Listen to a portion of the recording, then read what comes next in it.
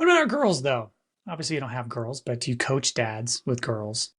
Being a young girl in today's society has got to be horrendous. I can only imagine between social media, the push with peers to be more sexualized, to do all of these things. It's got to be really profoundly challenging where we want our boys to be warriors and poets. We want our Mhm. girls to be confident, capable, and able to stand on their own 2 feet. What's your thought with girls?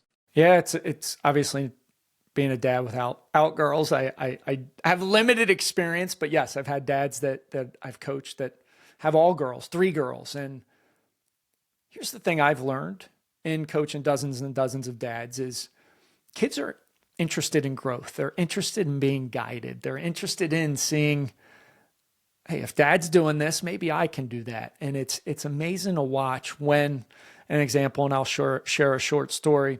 Alex Lapros, who wrote the foreword of my book, and he shares it in the foreword of the book. His oldest daughter, teacher, collapsed in class. The entire class ran to the principal's office, except for one person, his daughter. She stayed and held the teacher's hand, and I told her it was going to be okay. And he asked his daughter, why did you do that? And she said, somebody had to stay with the teacher and make sure she was okay. So it's like, it's those type of, and that comes from his authentic leadership of saying, hey, we stand up. And so differences, obviously, related to raising girls versus boys. But it's again, hey, how do we be the best version of ourselves? How do we get away from social? How do we be more present? And I think that's kind of universal. Dads, moms, girls, boys. We do more of that. We lean in from a family perspective. We're all going to be on that growth trajectory, and we're all going to be deeply connected. There's a lot of challenges being a father these days, and a lot of times you can kind of get into a funk, Jeff.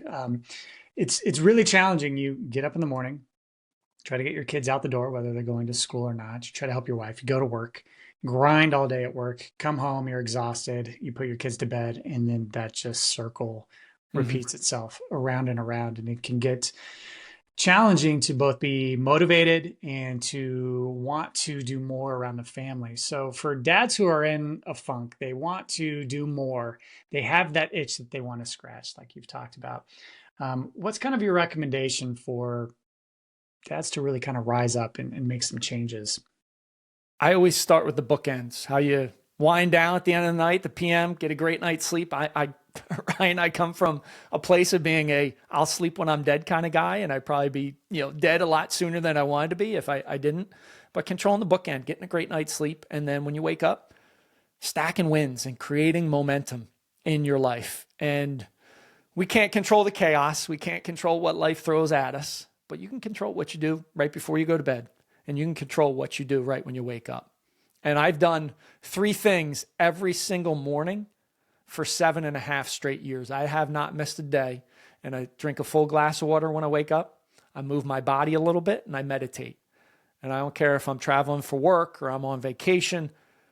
Those three things create forward momentum in my life, physically, mentally, emotionally, spiritually. I feel that I'm on my toes and attacking life by doing that immediately when I wake up. I don't hit the snooze button. I don't scroll social. I don't check text messages, emails. It's my time to start my day off on the right foot. So that consistency and that discipline, it creates that momentum. And then you have a basis to actually build that life personally and professionally that you want. So I focus on the bookends because that'll dial in your energy, it'll dial in your habits, and it'll give you that forward momentum. And it truly has changed my life, just controlling the bookends on a daily basis. And I think another component too, which I'm sure you agree with, is when you're transitioning from work to home, right? That's kind of another component of the book end of the day, right? So if you're at an office, that's great. A lot of people aren't. So Mm-hmm. having to transition between being a work dad versus being a father, just breaking that line to come in and be a different person when you come in is pretty important too, huh?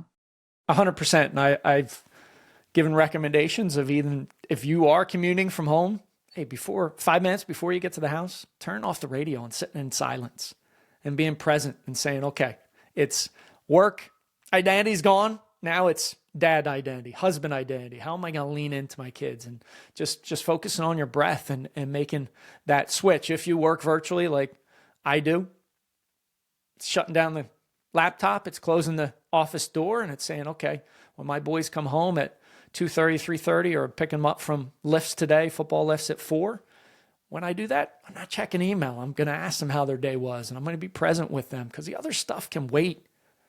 So absolutely making that break and saying, all right, I choose to be dad and husband of the year as I walk into the door. It's going to change how you play versus walking in and you're checking your phone and the kids are trying to grab at you and you barely kiss your... No, the other stuff can wait, right? Get it done.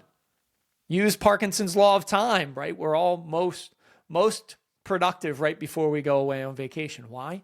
Because we want to get everything wrapped up. We'll do that on a daily basis before you leave the office so you can spend that time with your kids because to our point earlier, you only get 18 seasons with the kiddos. That's right. Yep. It's so hard to do too. I mean, we're always listening to, or at least I am, always listening to podcasts, always trying to improve and learn and all of these things. And that can bleed into that wife time. So it's such a challenge.